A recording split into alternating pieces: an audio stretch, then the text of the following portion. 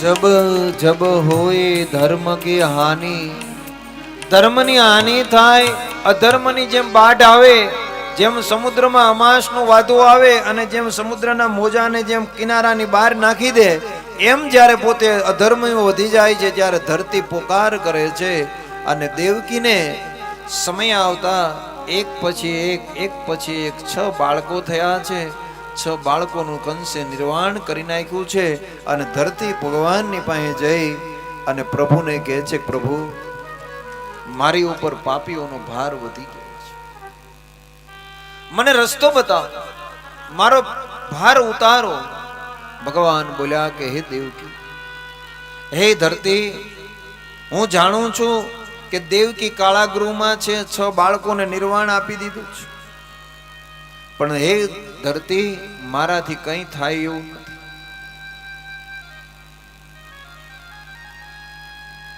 હું તને ભગવતી પાસે લઈ જાઉં, જો ભગવતી કોઈ રસ્તો બતાવે તો જ થશે.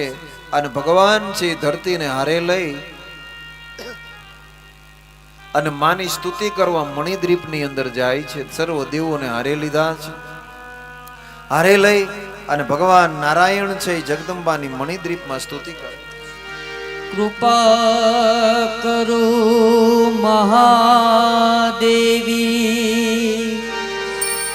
મણિદીપ દિવાસિની, અનંત કોટી બ્રહ્માંડ નાયિકે જગદંબિકે.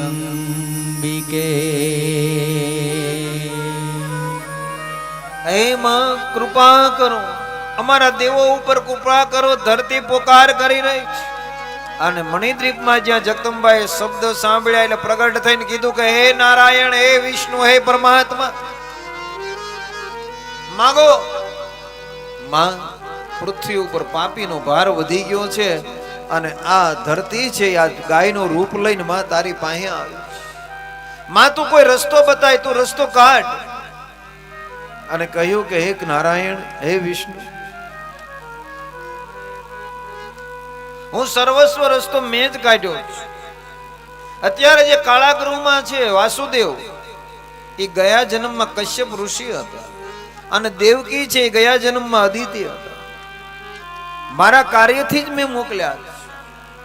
હે વસુ કૃષ્ણ, હે ભગવાન, 5 પાંડવ જે છે એ પણ 5 દેવો જ છે. ધર્મ, અર્જુન, ભીમ, વાયુ અને અશ્વિની કુમારો એ જ રૂપ લઈને ગયા છે ને એ જ આવવાના છે.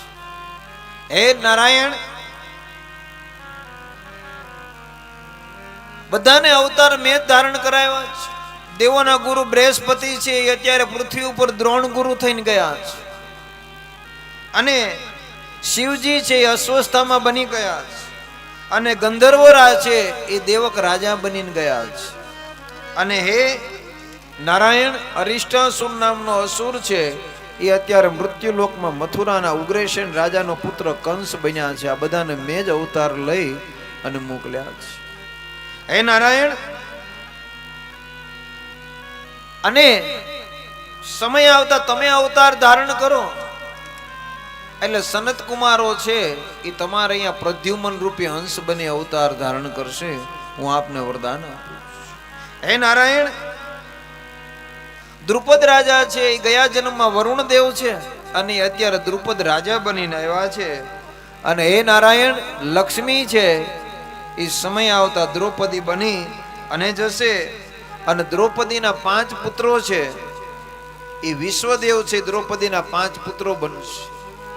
જ્યારે 5 પુત્રોની કથા છે આપણે ગાય બોલીએ છીએ ને, પ્રાણાય સ્વા, વ્યાનાય સ્વા, અપાનાય સ્વા. આ 5 છે વિશ્વદેવ, એ દ્રૌપદીના 5 પુત્રો બનશે. પણ આ 5 પુત્રો પ્રગટ કોનામાંથી થયા? 5 તમે બોલો છો ને, પ્રાણાય સ્વાહા. આ 5 પુત્રો છે પ્રગટ કોનામાંથી થયા? તો દેવી ભાગવતમાં કથા લખી છે, વાંચજો. ચેદી દેવી, નામ ચેદી દેવી, અને ચેદી દેવીના પરસેવોમાંથી આ 5 બાળકો પ્રગટ થયા છે. પ્રાણાય સ્વા, વ્યાનાય સ્વા. આજે આપણે બોલીએ પણ આપણને ખબર ન હોય, પણ દેવી ભાગવતમાં લખ્યું છે કે આ 5 જે પ્રગટ થયા એ ચેદી દેવી, અને ચેદી દેવીને જે પરસેવો વળ્યો એમાંથી આ 5 બાળકનું પ્રાગટ્ય થયું. અને કથામાં બતાવે છે. 5 છે એ સમય આવતા બનશે. મહારાજ બતાવે છે, કહે છે કે હે નારાયણ, સિદ્ધિ દેવી છે એ કુંતા બની આવશે અને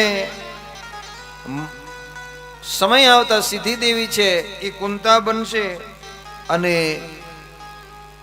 મતી છે એ સમય આવતા માદ્રી બનશે અને કૃતિસ્થ દેવી છે ગાંધારી બનશે અને સમય આવતા પ્રહલાદજી છે એ મૃત્યુલોકમાં શૈલ રાજા બનીને આવશે અને કાળનેમીનો પુત્ર છે એ કંસ બનીને આવશે અને સમય આવતા અરિષ્ટાસુર નામનો જે અસુર છે એ મથુરામાં કોલ્યાપીડ નામનો હાથી બનશે અને આ પ્રમાણે જગદંબા બધાઈને કહે છે કે પ્રભુ આ રીતે અવતારો ધારણ થશે. દેવ ભાગવતમાં આ કથા છે એ 4થા સ્કંદમાં આપી છે, કોણ કોણ ક્યાંથી અવતાર ધારણ કરશે.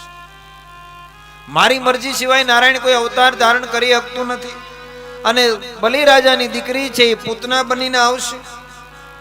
હે નારાયણ, આ રીતે મેં તમને કથાની અંદર બતાવ્યું છે અને આગળ જતા મહારાજ બતાવે છે કે હે કૃષ્ણ નારાયણ, તમે પણ જન્મ ધારણ કરો કે માં મને આગળનો રસ્તો બતાવો કે 6 પુત્ર છે, મૂળ તો 8મું બાળક છે કે હા શેષા અવતાર ધારણ કરશે અને દેવકીનો 7મો ગર્ભ છે એ હું 5 માસે યોગ માયા છે એ દેવકીના ઉદરમાંથી ખેંચી લઈશ અને ખેંચી અને દેવકીના ગર્ભ છે એ હું વસુદેવના પત્ની ગોકુળમાં જે રોહિણી છે રોહિણીના ઉદરમાં મૂકી દઈશ. આ કામ હું કરીશ, મારી વિના થશે નહીં.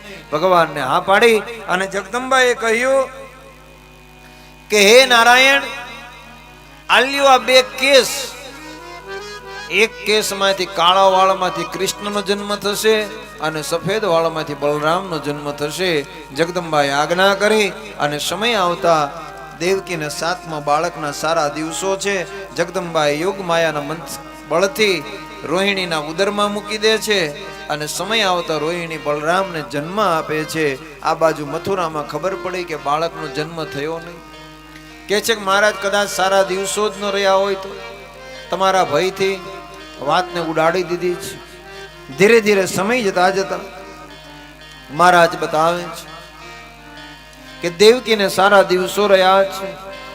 ધીરે ધીરે કાર્તક, માગસર, પોષ, મા, ફાગણ, ચૈત્ર ધીરે ધીરે પોતાને શુભ સંકેતો મળી રહ્યા છે અને ધીરે ધીરે મહારાજ બતાવે છે પોતાને માગસર, પોષ, મા, ફાગણ, ચૈત્ર, વૈશાખ, જેઠ, અષાઢ અને ધીરે ધીરે શ્રાવણ મહિનાના શુભ સંકેતો મળી રહ્યા.